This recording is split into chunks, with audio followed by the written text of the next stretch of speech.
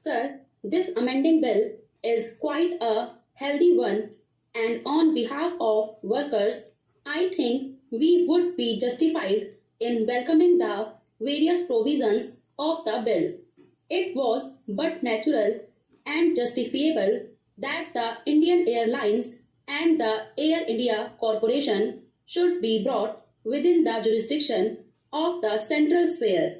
But at the same time, I take this opportunity to bring one particular fact to the notice of the Labour Ministry that the provisions of the Industrial Disputes Act are not being properly extended to the concerns that have already been brought under the jurisdiction of the centre.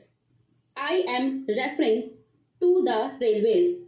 As a matter of fact, the Industrial Disputes Act is applicable to the railways, but it is well known that the administration has persistently refused to abide by the provision, and therefore I should like to request the government that they should be very particular about the effective implementation of the provisions of the Industrial Disputes Act in the various concerns which are brought within its purview, that the dispute between an employee and an employer should be an industrial dispute.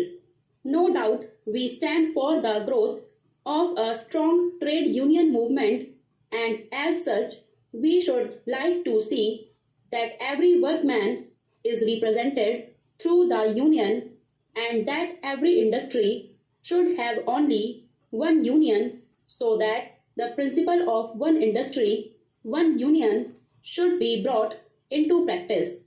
Nevertheless, under the present circumstances, it would be unjustifiable to deny the workers their right to get their cases represented through a union or through their own lawyers or themselves. As such, this particular provision under the present circumstances deserves to be welcomed, though we should like to see that in times to come there should be growth of healthy trade union movement under which every workman would be represented through some union or the other. The lay-off compensation would become payable for all the days of lay-off beyond the first 45 days, whether the period is continuous or not. This is also a welcome feature of this bill because, as we all know, our employers have been experts in depriving labor of its legitimate dues. Various devices have been adopted to this effect on many occasions. I would like particularly to mention the device of continuing workmen for years together as temporary just through some technical lacunae. Mr. Vice Chairman, it is a very good amendment introduced now by the Labour and Employment Ministry for amending Section 2. It will stop the Indian Airlines and the Air India Corporation adopting a method which would be putting the public of this country to great difficulties, as we have been experiencing.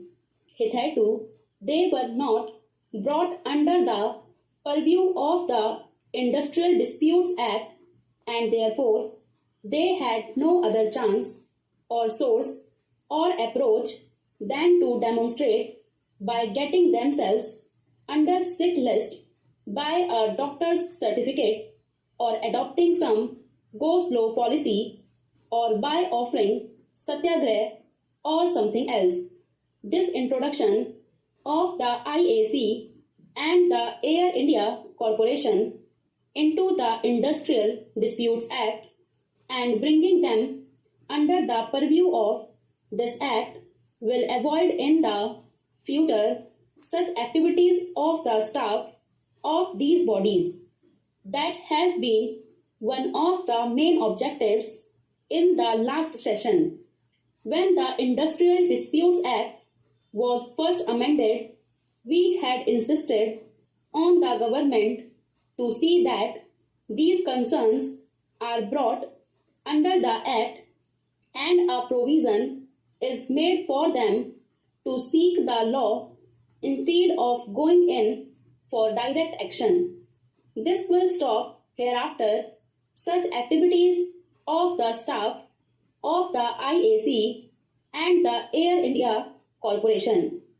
I do not find fault with the staff of the IAC or the Air India Corporation because there will be no smoke if there is no fire. The bureaucratic administration at the head of these is the cause for creating grievances, and since the staff did not have any other recourse, they adopted them, but hereafter they will not adopt such untoward activities which put the public and the traffic in difficulties. Next, the insertion of Section 2A is a good one.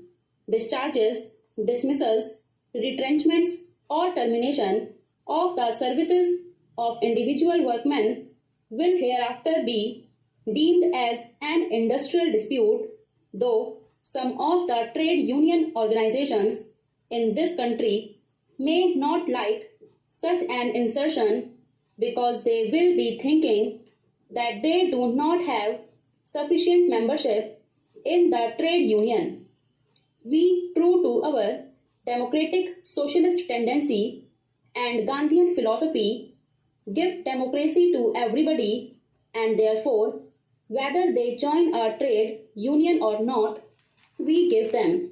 Some trade unions do exploit the situation and live on such dismissals and even go to some of the administrators and managements and ask them to discharge some workers so that they will have some job to do.